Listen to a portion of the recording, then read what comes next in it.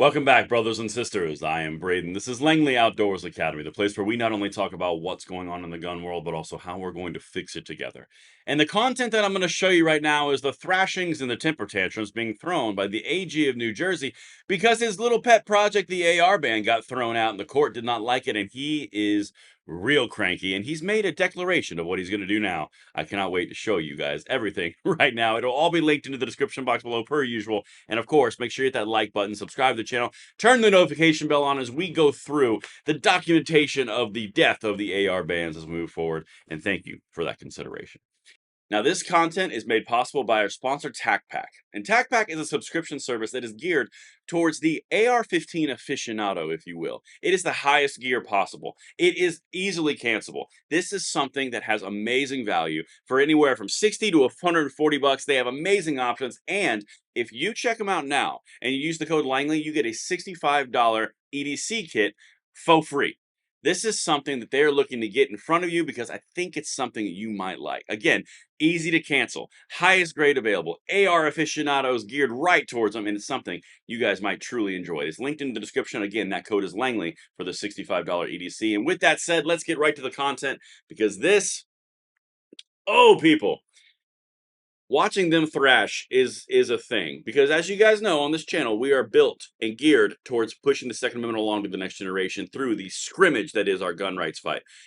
This is from New Jersey. This is from the Attorney General. This is the guy who got stuffed right in his face the other day when the judge basically said, yeah, you can't ban AR-15s. Now, there were some interesting points here. They said specifically Colt AR-15s, which is brand specific, which is interesting because it's a military standard, but whatever. We're going to get into that in a second. But let me show you the response here. Again, this is from the Attorney General, Matthew Platkin, from New Jersey.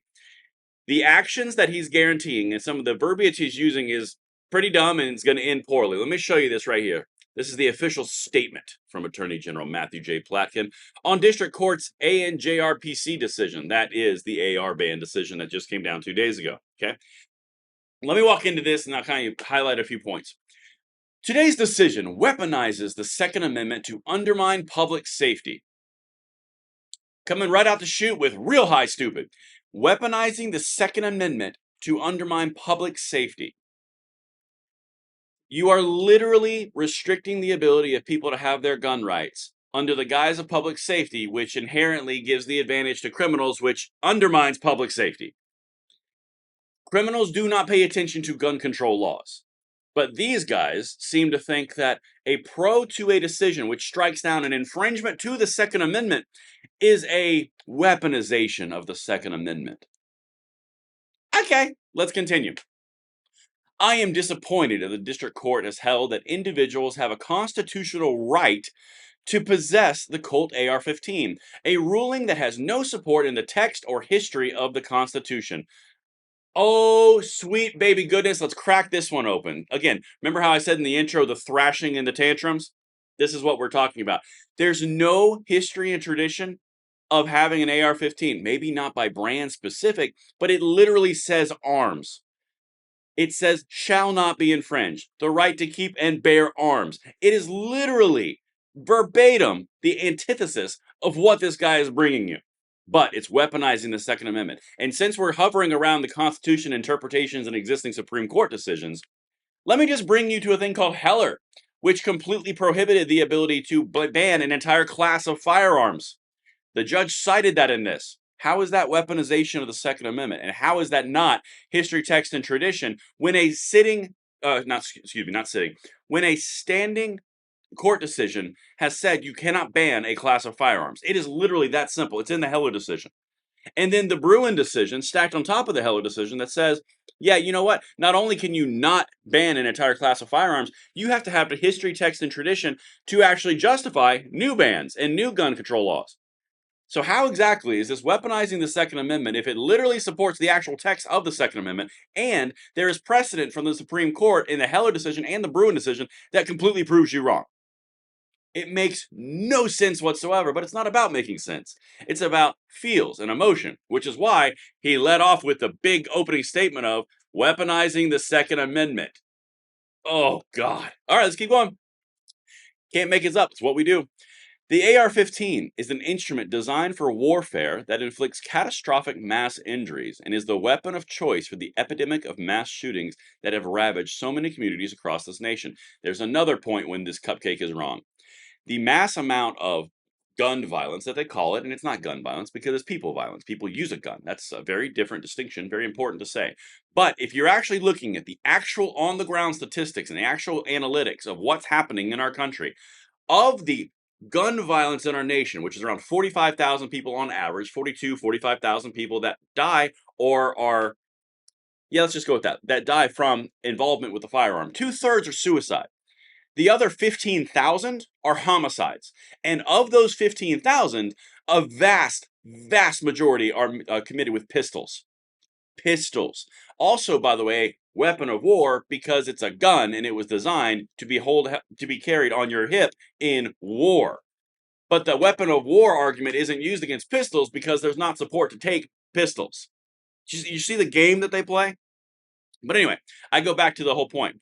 Of that 15,000 people that are affected by homicides, and I do not want that to be a thing, I don't want that to exist. Of that 15,000, only 300, per the FBI's own statistics, are pointing towards an AR-15 or any rifle of any kind. So, of the 15,000 homicides, 300 or less are AR-15, but this guy's sitting here saying it's the mass cause of the epidemic of violence. It's all made up. Anyway, let's continue.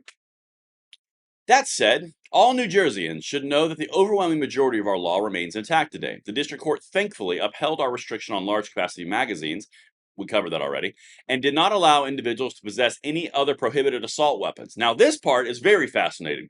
The only reason that the court and the judge said only the Colt AR-15, and he actually says it in his brief, is because he was only briefed on the AR-15 from Colt. He literally says, I don't know anything about the other guns, so I'll only talk about the one that I know about. You know what that opens the door for? More lawsuits, more guns, more assault rifles, because they function exactly the same. It's so silly. But anyway, just takes time, like always. We remain committed to defending the entirety of our firearms law, one of our legislature adopted decades ago, and that has protected New Jerseyans ever since. We look forward to pressing our arguments on appeal in that piece right there, on appeal. I'm going to pull up a news article in a second. When you're looking at on appeal, what that means is they're going to try to go to a higher court, just like they've done in Maryland, just like they've done in Illinois, just like they've done in California, like Washington, like Oregon. They're all going up towards the top of this pyramid. The more that they chase this road, because they can't say, okay, fine, we can allow it because they're pot committed. So now they're going to go to the next level. That's what I talked about in my live when we announced this. They're going to continue down this primrose path until they run out of road. Eventually, the SCOTUS is going to look at this.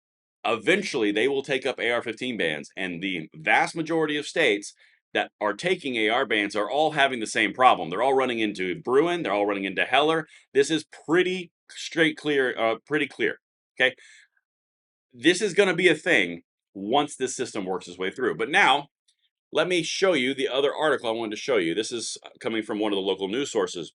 This is when they were announcing it. I want to do a few things here that I highlighted. I already said specifically it's the Colt AR-15, so I don't really need to go into that again. This part I'm just kind of reiterating, but I want to basically draw attention to why they hit these points. State Attorney General Matthew Platkin said Tuesday his office would appeal the ruling, arguing it weaponizes the Second Amendment. We talked about that. Again, it's interesting they're highlighting this because they're not reading everything else in that statement. The AR-15 is an instrument designed for warfare that inflicts catastrophic mass injuries and is the weapon of choice for epidemic mass shootings that have ravaged so many communities across this nation, Platkin said. So they're picking the most emotional points. I just read you the entire statement. Of all that statement, this is what they chose, right? It's a game of emotion, and that's why I'm trying to show you this. And lastly, I want to show you this thing right down here. The Supreme Court's ruling forbade a complete prohibition on a class of gun ownership, he wrote, noting that AR-15 rifles are commonplace in gun-friendly states. Absolutely true. That's the point. This is the most popular rifle in the United States. I think there's something like 24, 25 million in circulation. You can't get past the argument that this is a commonly owned item. Now, what they tried to do in this ruling is say, like, well, it may be commonly owned because they tried this tact, but it's not commonly owned in defensive uses, so you can't have it. That's what they tried to do in New Jersey. The judge said that ain't going to work, boo. understand this is a big game, but their shells are running out. They are running out of doors to run through. Okay. But the judge's ruling only applies to the Colt model because of the variety of firearms regulated in the assault firearms law and the nuances that each individual firearm presents. And because the evidence in the case concerned the AR-15. That's what I was telling you about, right? They just didn't have information on the others. And that's all I wanted to show you there. So, in summation, what I really want to bring forward here and kind of tying this all together, you have the attorney general stuck between a rock and a hard place, the attorney general of New Jersey, just like the attorney generals of Illinois, of New York, just like the attorney generals of Washington, Oregon, Maryland, Washington, or not Washington, D.C., but Maryland. All of these states have the single unified problem. They can't get around the idea that there's no history, text, and tradition to ban firearms completely or a class of firearms. Heller prohibits them from banning a class of firearms. And now, this ruling coming out of New Jersey is now going to reaffirm the exact same principle. As this continues to go forward, we're going to continue to see more and more pressure and more cases elevated to the Supreme Court level until they finally pick it. And once they pick the case for the AR ban, that's the whole ball of wax. Because everything else that they put forward is all nibbling at the edges of the Second Amendment. They always try to do something new with red flag laws, or they try to do something new with waiting periods. All of these things are on the outside, kind of nibbling at the edges. The AR-15 bans are the stake right through the heart. That is what they're going to try to go for. If they lose that one, y'all, get ready, because it's a thing. And to keep in mind, all of this has occurred underneath the Biden administration. 4 years of complete assault on the Second Amendment, and this is what we've accomplished. And that's what I've got for you guys. Let me know what you think in the comments down below, and I'll see you on the next one. I'm Braden. See you later.